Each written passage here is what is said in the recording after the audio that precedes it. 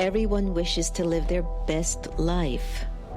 We experiment with various ways to achieve that, whether it is through study, competing, finding a partner, working hard, or admiring someone who inspires you. It is the quality of our inner being that does it all, or grapples with fulfilling life's calling. For the past 20 years, the Brahma Kumaris in Washington, D.C. has been a space for any and everyone to enter into and experience one's soul calling. From 1997, the center opened in an old rickety house on Georgia Avenue in Silver Spring, Maryland, where cars and trucks that passed by would shake the space. But when you were inside, it was a peaceful and powerful sanctuary for all who visited. Since then, over 2,500 events, 17 city and nationwide initiatives, 21 awards, 2 meditation museums have served youths, senior citizens, entrepreneurs, scientists, authors, women, interfaith, the disabled, environment, small businesses, arts seekers, and even leaders. Millions of lives have been served, either through social media, the popular America Meditating radio show, or through exhibitions, lectures, partnerships, and programs held in the meditation museums and centers. We look at 20 years of service as a continued journey of love, courage, wisdom, and determination with friends from diverse backgrounds and thought who believe a better world is possible when we make ourselves better human beings. Meditation is an important tool that helps us to gain greater clarity, insights, and inner power so we can make healthy choices and amplify our capacity to live a full life. In times of great anxiety, insecurity, and fear, meditation is an essential practice for everyone to gain stability and inner strength. Just look at what a few dedicated, purposeful, and kind group of committed people have been able to achieve in 20 years. Thanks to everyone who have supported us along the way. And thanks in advance to those who believe in our work and power of intent. Brahma Kumaris Meditation Museums, where peace is inside. Hi everyone, it's Sister Jenna from America Meditating Radio. I hope you've been enjoying Wiseish, which you can get live on Twitter, Facebook, or YouTube from 8:30 a.m. to 8:45, but you can also get it on demand 24/7. It's going to be your power boost for the morning. It's your daily dose for the soul. It's just going to encourage you to make the day that much more valuable. So join us. Looking forward to seeing you.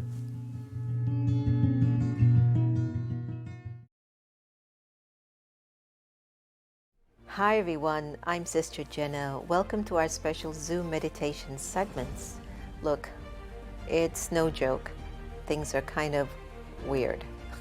It's just weird. Pandemics, protests, job insecurity, global pause. Everyone's numb, but also everyone's searching. And they might be searching on this little gadget of Zoom in a little box. People from all over the world who don't know each other are coming together in Zoom rooms to figure out who they are, why they're here, and how to meditate. Meditation is something that we've often thought that if we make our minds empty, we've meditated. I don't believe that. I think it's important that we learn how to channel our thoughts in a right way that are connected to our vision, our goal, our spiritual attainments, our mental capacity. Then you're really meditating.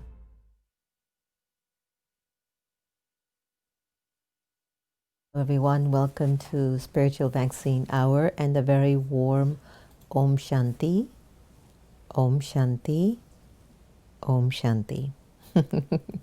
When Daddy Janki was around, before she started any lecture, Daddy would say Om Shanti, Om Shanti, Om Shanti 3 times.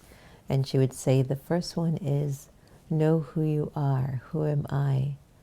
The second one was, who do you belong to? God. And the third Om Shanti meant, what are you here to do? So whenever you feel like really diving deep into those 3 questions, just greet folks that you care for and who understand you with Om Shanti, Om Shanti, Om Shanti. I hope that your day went well, and I was so thrilled to see that little trailer and promo. If you recall, a few months ago, we started to do Zoom meditations on Thursdays. And I had this real, just very simple thought.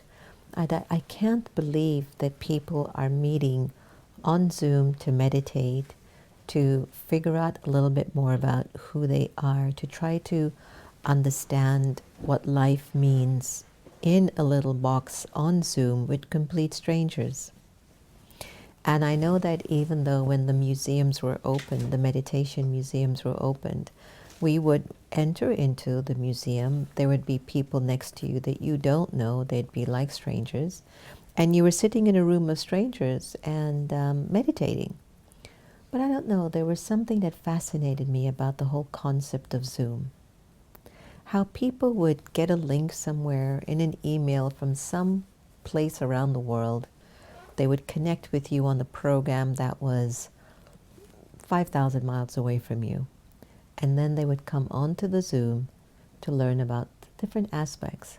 So it's our first docu-movie. It's literally our first docu-movie. It's about 45 minutes long.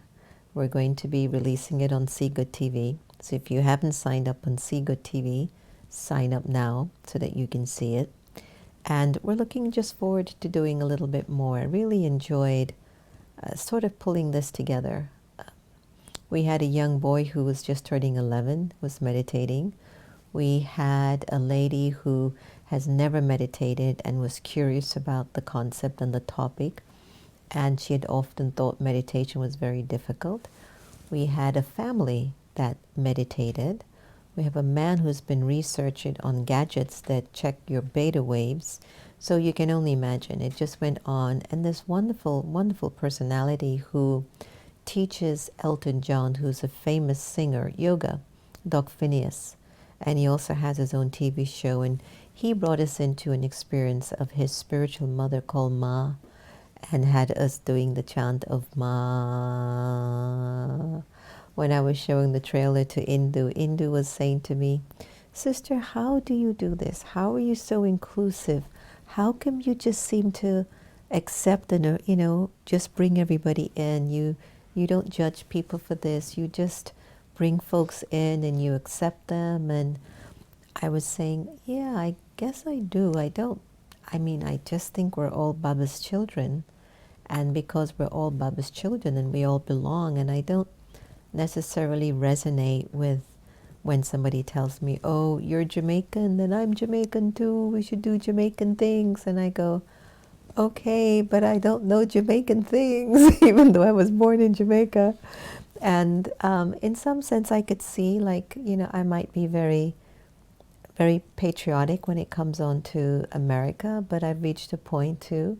I've balanced that out. American, African, Chinese, Indian, all Baba's children. Yes, it's natural for us to develop an understanding or a narrative about a culture that we're in for a long time. For example, America's going through a lot right now, and it seems very loveless, and it seems as if America needs a lot of healing, and it feels like love is the real power that is needed in the minds of the leaders as well as the citizens to heal this nation. Every country at some point was at its heights. The people who had values, the people were loving, the people were generous, the people were respectful, and entropy happens. From being 100% completely full of all the virtues and qualities and strengths, the law of nature takes over. And it just starts to drain out little by little. And without anyone knowing, we reach a pivotal point where we see sometimes the ugliest of our nature. And I think each one of us have been through those situations where we've had loveless moments. You remember those? Where you didn't speak to the person well, where you weren't centered in your dignity or your power very well. You were not in remembrance of Baba, because when you're in remembrance of Baba, there would be love coming out of you. And for those of you who are joining us for the first time tonight, Baba is a term of affection that we use when we think about the supreme power. So I think we're all experienced in this area of expressing ourselves at some point without love. And we also felt the repercussion of that choice. It never made you feel good. Whether you were angry, upset, afraid, maybe there was ego. And remember, a few days ago I said when you're in an arrogant state, you're very peaceless. And one of the qualities that ego runs from is peaceful and loving people. It just doesn't know how to stand in its dignity when it's around a very peaceful and a very loving person. So I was talking to Naveen, who's here this weekend, and I was saying with him, love is a huge topic. And we throw the word of love around like it's and, if, and but. You know? Like I'll say that I love Sister Gita, and I love Happy, and I love you, and I love Santosh, and I love Naveen. And you say, yeah, I love them. But, God forbid Happy does something, and I go, Happy, what happened to my love? If Naveen says something, I go, Naveen, what happened to my love? Sister Gita, well, you notice I didn't use Sister Gita first. I'm going to put that relationship on the shelf. But in other words, if somebody does something that doesn't seem to support the flow of your life, there are different emotions that can come out of you which doesn't feel like love. You can become angry. You can become dismissive. You can become manipulative. You can become frustrated. You can be annoyed. And all of those emotions are proof that there's still a lot of room in you to be loved and to be love. So I was sharing with you all a few months ago that I had encountered a particular situation, and it was a situation that I was quite, like, wow, that happened? That's happening? And the first place I went to was, and this was not intentional, but I went to a long time ago of a relationship that I felt was unkind and out of character. And I felt that there wasn't any love there. And the irony was that it took me into a place where I felt an element of resentment, something I never ever knew that I would ever have for anything or anyone. And the reason I felt the resentment was the situation that I had encountered had seemed quite important. And the importance of that situation directed my thinking somewhere else. And where it took me was to my past and to a relationship that gave a lot of suffering.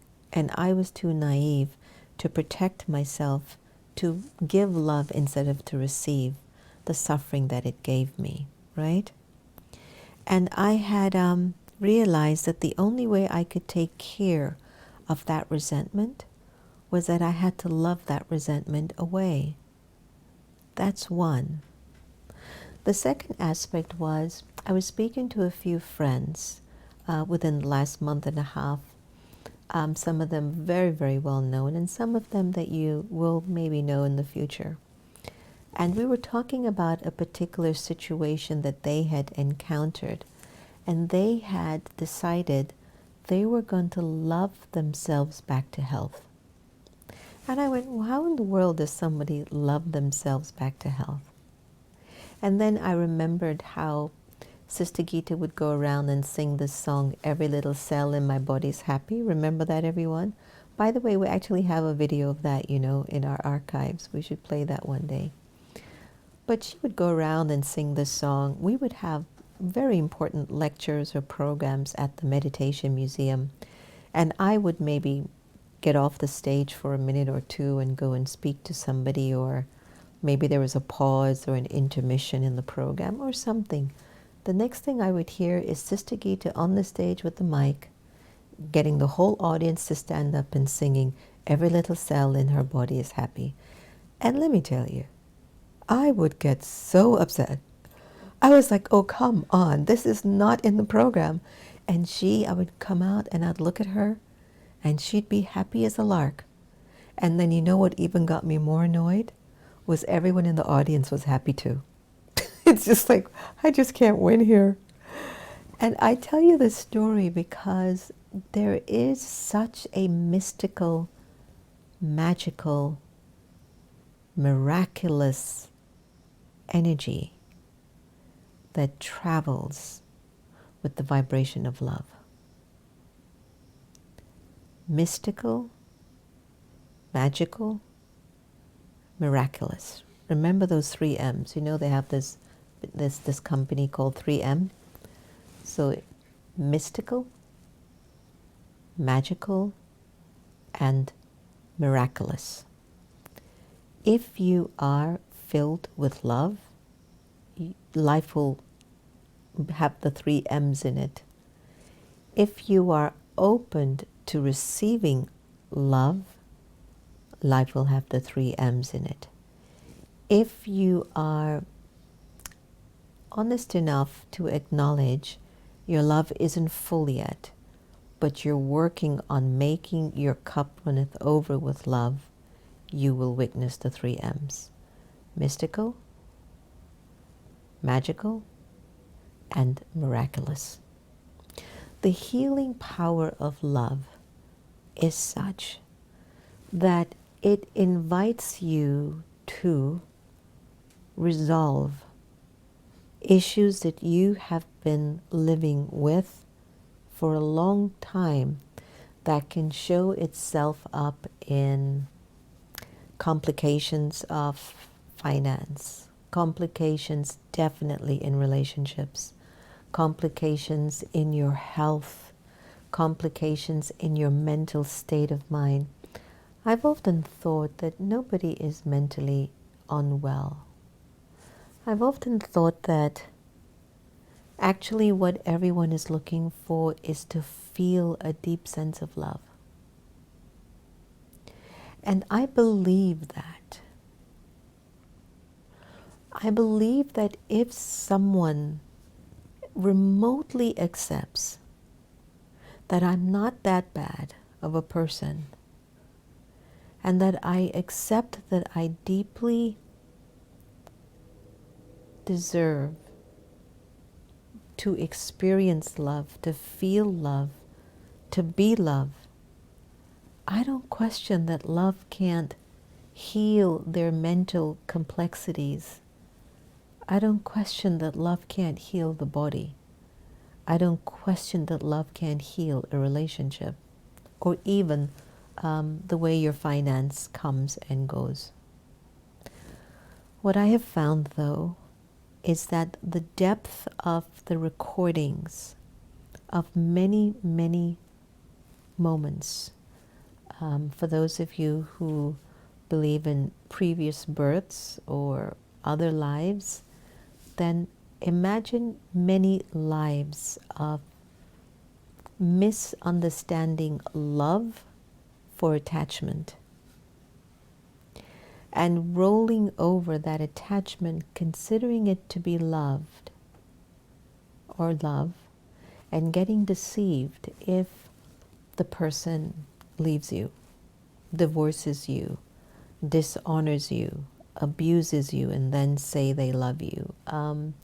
Imagine if the person deceives you, is disloyal, cheats, lies to you, and then say, but I love you. That we could actually carry in the soul a very warped interpretation of what love is. So when we find ourselves in a challenging situation, whether my mind doesn't work clearly anymore, there's some people who are just stuck on one lane in a highway and just won't move. Doesn't matter if the tow truck comes to move them, or somebody comes to give them a jump start, or somebody might even tell them, okay, just leave your car, I can take you in my car. They go, nope. They're just stuck. And so what happens is that sometimes we just don't have the faith or the belief that I'm worthy to be loved. I was sharing with my friends the last few months that I can't believe, as a result of my opportunities that come to me all the time, but in a different way, that I struggled with receiving love from people. And I was so surprised at that. And I was telling everyone, I'm the one that always gives love. Now I'm taking love, I'm receiving love, I'm getting love. I'm not used to that. And I had to go deeper in that idea and that feeling, wondering, where's that coming from? And when I would speak to all my friends, I go, where is that coming from? And I realized that there was an element of arrogance or ego attached to even my bestowing, thinking, well, at least I can give. I'm the giver here. You know, it gives me joy to give, because in the giving is my receiving. But my understanding came that it's like, okay, then in your giving is receiving, then even if souls are giving you love, it should be natural for you to receive. And I had found myself in a particular place where I was like, well, I'm not going to be able to give right now. And my friends are going, don't worry, we've got you. And I was like, oh, you know, it's okay.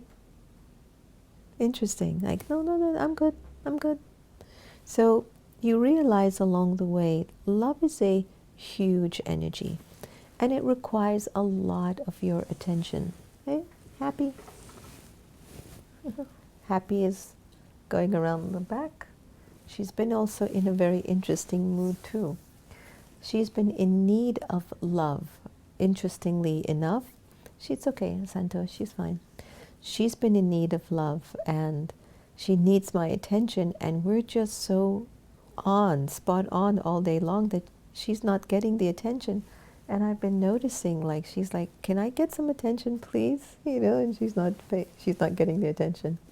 Anyway, so back to what I'm sharing about this energy of love. It's really huge. When you think about how powerful it is, how mystical, magical, and miraculous it is that I believe, because we've been traveling for so long, we have misunderstood love and replaced it with attachment. And so we've made it a very complex idea. We don't understand it. So when I look at understanding love, I look towards our daddies. Daddy Janki gave a wonderful sharing on love the other day in the video, which I'll share with you in a minute. Hold on, let me just... Happy's just come. You okay? You okay? She's been kind of really weird these last few days. I think she's not feeling so great.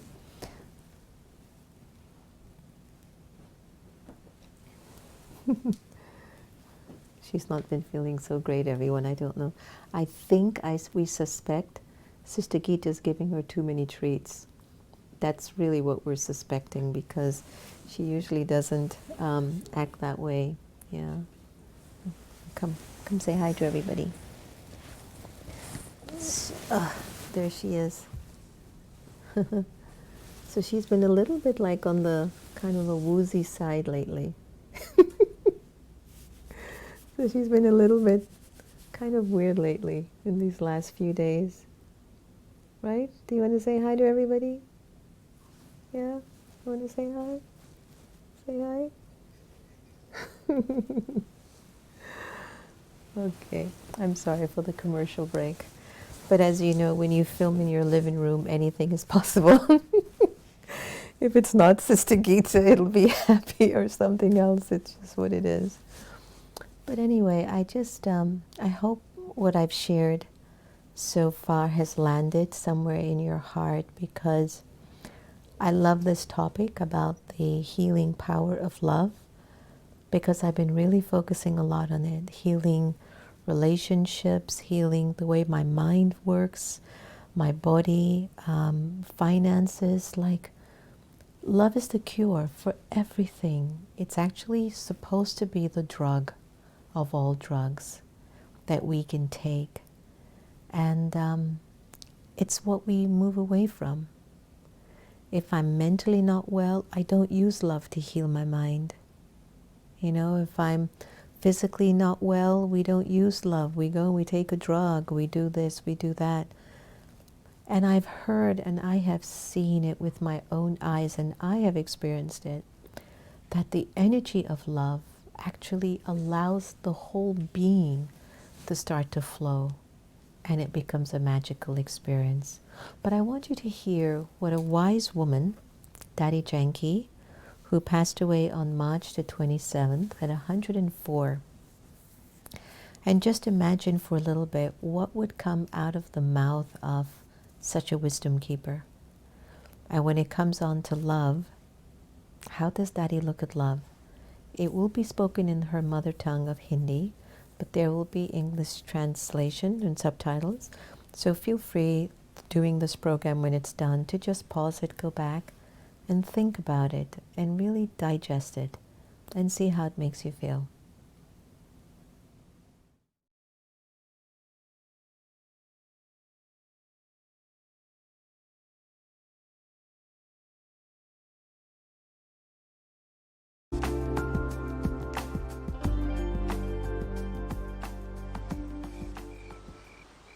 English में एक ही शब्द आएगा love, पर हिंदी में इसके 4 शब्दों में मैं अर्थ सुनाऊंगी। पहले कहेंगे लव माना प्यार। मनुष्य प्यार के प्यासी है, शांति की भिखारी है। प्यास है मनुष्य को प्यार की,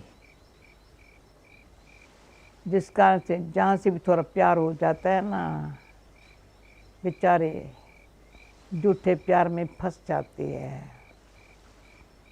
परंतु अभी एक समझ चाहिए, मुझे कौन सा प्यार चाहिए जिसमें सच्चाई हो, शांति हो,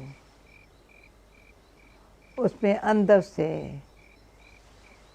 निष्काम भावना हो, निस्वार्थ होने के कारण जो प्यार होता है ना, वो मतलब का प्यार नहीं होता है, सच्चा प्यार होता है, जिस ऊपर कहा जाता है प्रेम।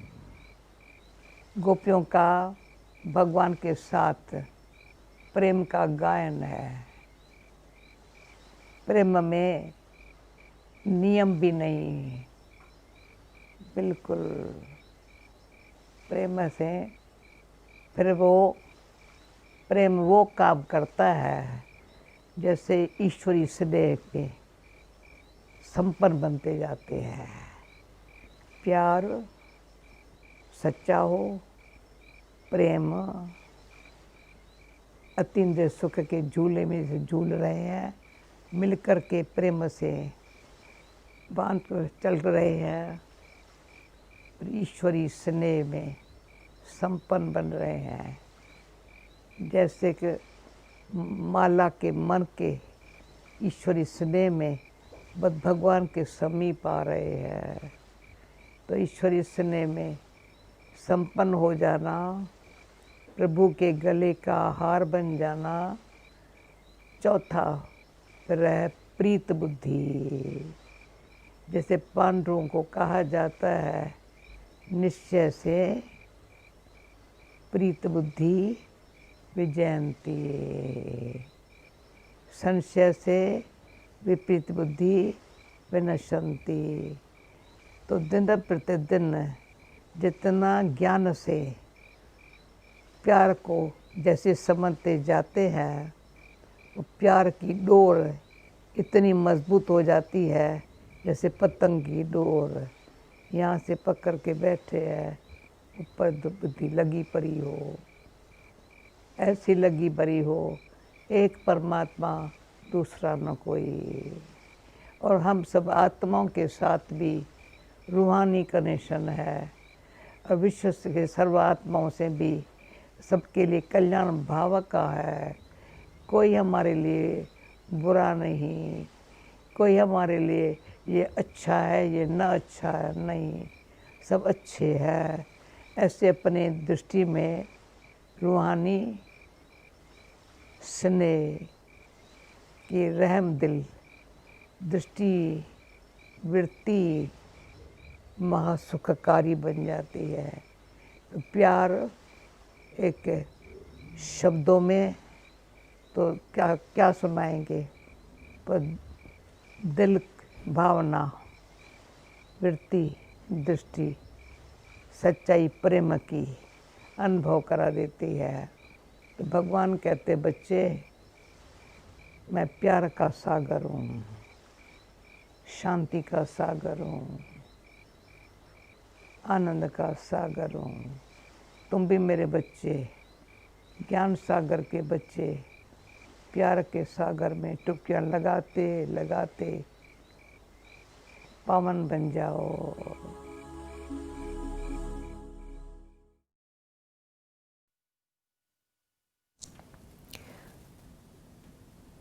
Did you see how simple and deep Daddy's words were? There's something that I took, and I don't know if you also saw that, and she said, it's through your feelings, your attitude, and your vision that love can be expressed or shown. It's not just through words. Like I said, people can say, I love you after they've slapped you. You know, people can say, but I love you after they've deceived you and cheated you. So I would say that that isn't love. I would say that where the abuse comes from is not from love, it's from attachment. Something is happening in the soul, and the attachment is mixed with the love. But the love wants to prevail. But because we're in such a vortex of energy, that every single one of us on the planet struggles with our attachment, that we're bouncing off of each other, our percentage of attachment, and not really getting a chance to experience what real love is like. So what Daddy was saying in the video is that when you dip yourself in the ocean of love, then you get an experience of what real love feels like.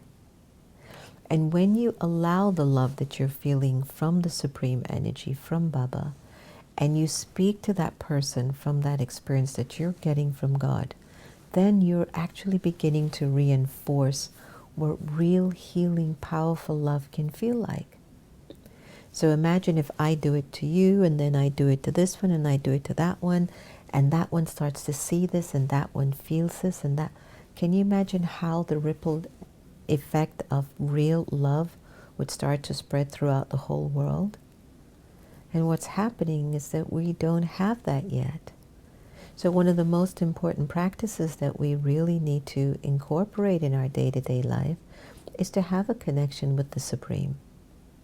To be able to really trust and anchor our thoughts and our feelings in an energy that is constant in really knowing what real love is. Misty, I don't know if you're still on, but I loved your comment on Facebook when you were saying you knew what real love was when you experienced what love wasn't. That was really powerful. That you actually could sense that when somebody was giving you the raw deal, or talking to you in a bad way, or mistreating you, you were going, there's no way this is love. Like, you were very clear this couldn't be love. And you were seeing that with your own eyes, but you were feeling it with your own spirit. So that was a great point, and I really appreciated that. That was a great suggestion on that. Asmita, I liked what you were saying, that you've read that love is the best medicine, and someone had asked, what if it doesn't work? So the answer was, increase the dosage. So true. Whatever you also said, sister, it is really the best medicine. You know, like antibiotic, it doesn't kick in until 7 days. Isn't that how it goes? Like, and even if you stop taking your antibiotic, for example, the doctor says take it for 7 days, and you give up on the third or fourth day, it doesn't work. You have to start back the whole thing over. And that's a big mystery that we've missed, that we will say we love someone, but we don't consider all the times we also put attachment in that relationship. So even though we want to see a particular result in the relationship, we're not seeing it. So then, as Mita was saying, raise the dosage. Not only raise the dosage, but be consistent over a long period of time. That's what I've been trying to do. To have a consistent energy of being at peace with myself and loving. And the moment that I break it, I'm like, oh gosh, now I have to start back all over again. You know, because I know that I've interfered with the energy. I'll give you a story. A wonderful, wonderful brother, Dr. Marco Contreras, in Bal Harbor, Florida. If you happen to be in Florida, he's a great dentist. But he's so good that I don't listen to him because I have so much love for him. This is what happens when there's familiarity. For 3 times, Marco took care of me to get Invisaligns for my lower jaw. And for 3 times, halfway during the treatment of doing these Invisaligns, I gave up. I'm like, I just can't. I can't. It squeezed my mouth. It doesn't feel natural. Da. And sure enough, my mouth goes right back to the way it used to be. It doesn't change. It's supposed to change. And each time I go in, he says, you're making me look bad, and I'm one of the best dentists in South Florida. I go, you are a good dentist. I'm just an awful patient. And he was like, you have to keep these in. I am telling you, when I'm done working on that locus, he says my top teeth are perfect, but the bottom part is what I need to work on for the Invisaligns. And I'm like, I just can't. And to this day, I still didn't do it. So a lot of us feel like we want love. We want to be loved. We want to share love. We want to get love. Got that? We want to be love. We want to share love. And we definitely want to receive love. Right? But we don't put in the attention that we need to keep that energy activated consistently until it clicks into gear that you can't even get out of it. The more I go into reflection, and the more I think about the path of spiritual enlightenment and spiritual empowerment, the more I realize how much more is there. There's so much more of power that we can have. And honestly, I don't think we're using even 30% of it. It's like if you've ever traveled somewhere new, let's even say somewhere exotic, for the very first time, and you go there for a week, you taste it, it feels good, oh my gosh, the people are sweet, oh this was amazing, and then you stay for 6 months, you get a completely different experience of your trip. And I think most of us are feeling love like it's a weekend project or a week's project. And we're thinking that we did it. I'm good. I got love. I'm major. I majored in love. But there's another course. And when you go deeper into its healing power and its capacity, you won't look at love as a small thing. You won't look at love as if it's something cheap. Of course, we don't. In the path of spirituality, it becomes clear. You can never define love to be something physical in terms of intimacy. A lot of people confuse love with lust. It's two different topics. Lust is where there's not necessarily always the good wishes and pure feelings. It's usually a different expression towards two people. But when you love someone, there's a natural sense, I have my good wishes and pure feelings for you. And then you just always want to see that person be benefited and uplifted. That's what love does. What lust will do, it's about me. It's about what I want. Of course, I'm going to take care of you, but I've got to be also taken care of too. It's not love. And sometimes we get confused. The difference between love and lust. It's two different things. So, in terms for our evening meditation, I'm going to take you on a journey with this meditation that's going to play. And I recommend that you take a deep breath. Again, as I've mentioned, call your friends, let them join you, a family in the house, and have them just take a breath with you and think, what does love want from me? Or what is love asking of me? What does love want of me? And then go into this meditation. Okay? So take a deep breath and breathe out.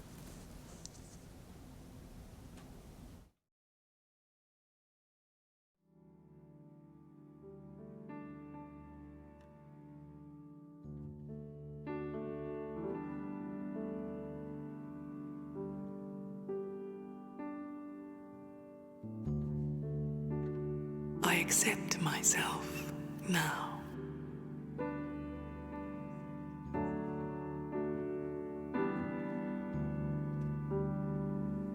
My past, my aspirations, my hopes, my dreams, my achievements, and my mistakes all merge within the present moment.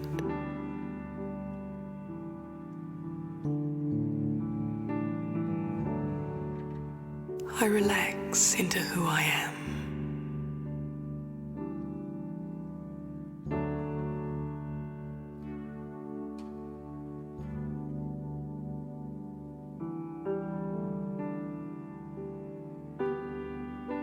I accept myself as I am.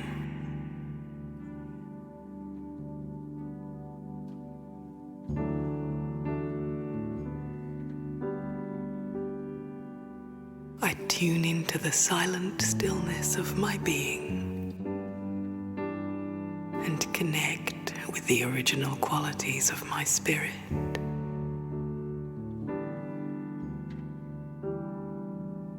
Gentleness, strength,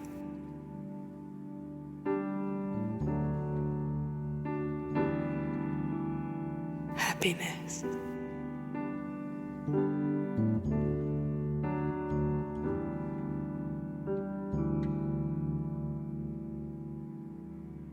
with gentleness, I live a life of love. Not control, love.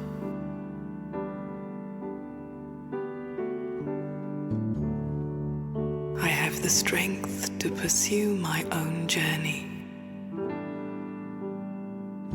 to find truth, and to live truth.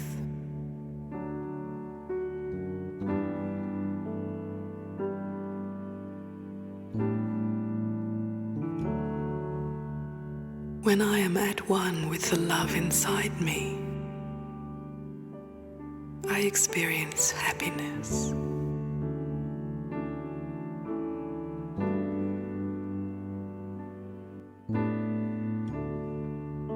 In the pure simplicity of my spirit, I find only love.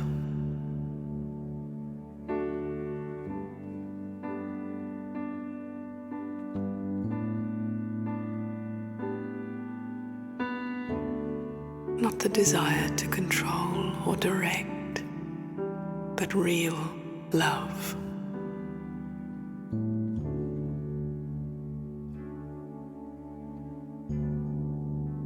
A love that surrounds me in gentleness and acceptance, contentment and humility.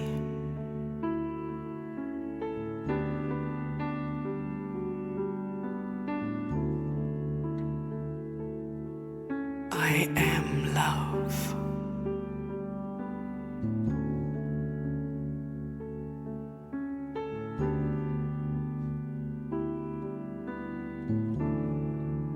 I allow the experience of love,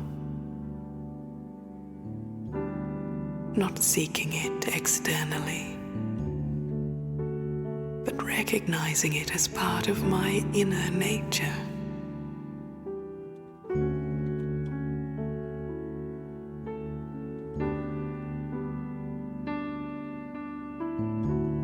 I feel the power of this love uplifting me and awakening my innate divinity.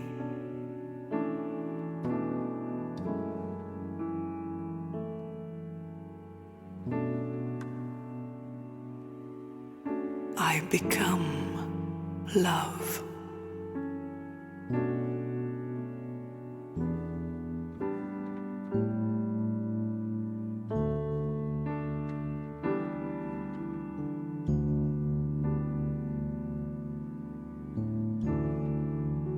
I allow love to radiate through my spirit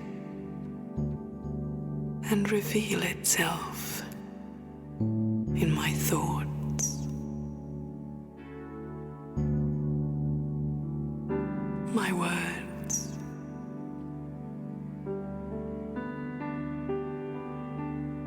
my actions.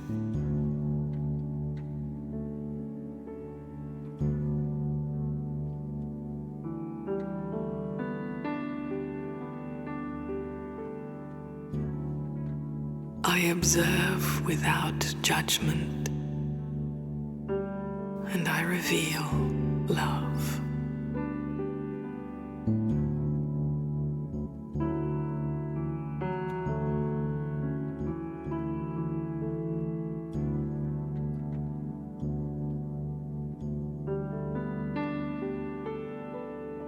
I speak without arrogance, and I teach love.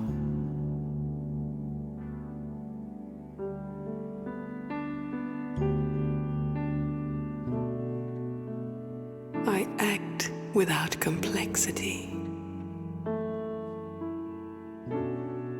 and I become love.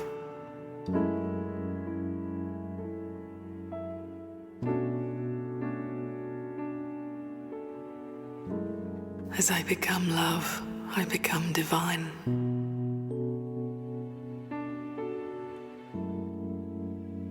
I am divine, and my life expresses the pure gentleness of my spirit.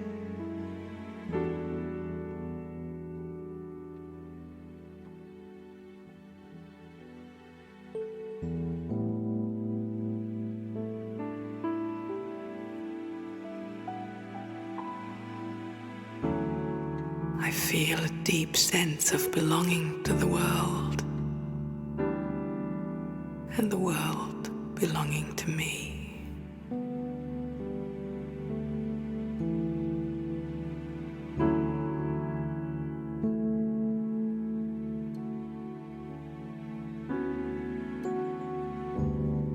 Through the power of my own divinity, I cooperate with love's task of revealing truth.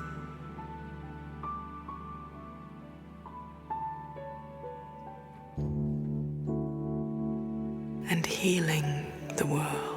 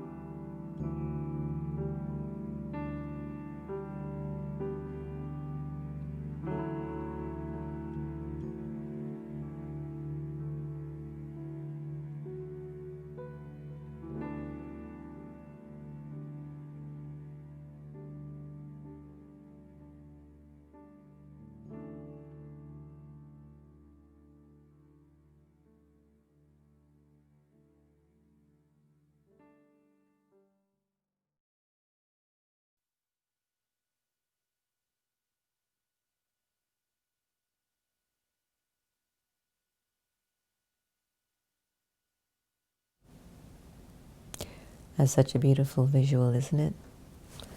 And the meditation too was pretty spot on and deep. Again, it's a huge topic. It requires more than just 45 minutes to research and investigate. And the irony is that when Baba sent us down from up above, we were filled with this energy of love. We were filled with it.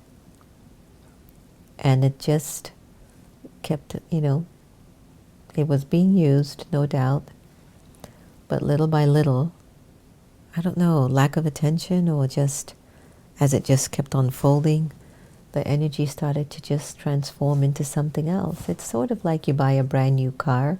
It's wonderful. You use it, then after 5 years, it starts to get a little old. Somebody puts a scratch on it. Somebody cracks the window. A tire goes down. It starts to just get old. And I think the soul moving through various bodies and costumes and playing out various roles and parts in life, eventually the soul starts to get old, tired of doing life in its own way, and it looks for like a new exciting way, so it adds a little bit of attachment to the whole spectrum, which creates the feelings.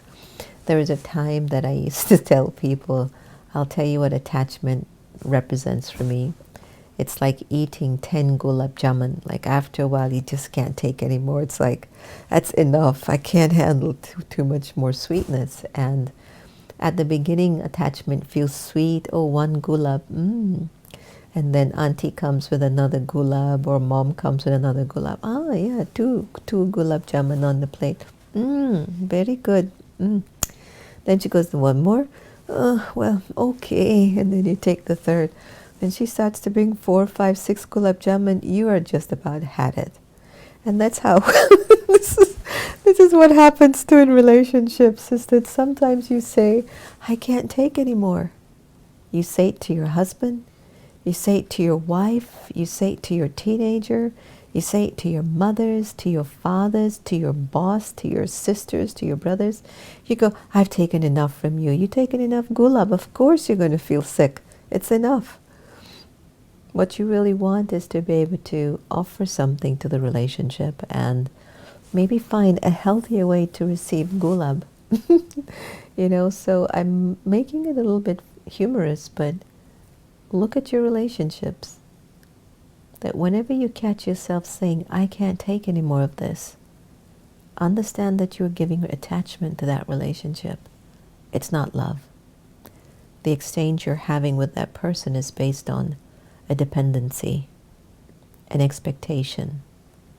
It's an imbalance of your give and take, and your expectations are very high. And it's just not love. So don't go blaming love for your divorce. Don't go blaming love for your children maybe going astray, or your mother-in-law treating you in a particular way, or your money issues not working out. Don't go blaming love for any of that. Actually, it's the healing power of love that can bring harmony in those areas. Anyway, I want to thank everyone for joining us tonight. I hope today's session at least stirred up some thinking for you to look at yourselves and to investigate more. You know, where do I get my love from? It comes only from Baba. And I felt love from Baba through others, like when I'm relating to others in the spiritual community, in my mind I'm pulling Baba's love in this relationship. And when I'm not doing it the Baba way, and I'm just trying to get it from this person, or I'm exchanging only me to this person, it doesn't taste good. It still doesn't give you the sweetness of what opportunity you could gain in this relationship. That if you really give pure love to that friendship, you can get so much more in return. Versus if it's still not right. So let this particular evening be one that you really go inside and keep asking, what does love want of me? And start with you. What does love want of me? For me? What does love want of me in relation to God? What does love want of me in relation to the people in my life? And see what answers you get. Okay? All right, so thank you so much for joining us as usual. Portia, I'm so glad you're back, and we were just sending you so much good wishes and pure feelings. Guys, I saw the picture of Portia's fall and stuff. Just looking at the pictures, it was painful.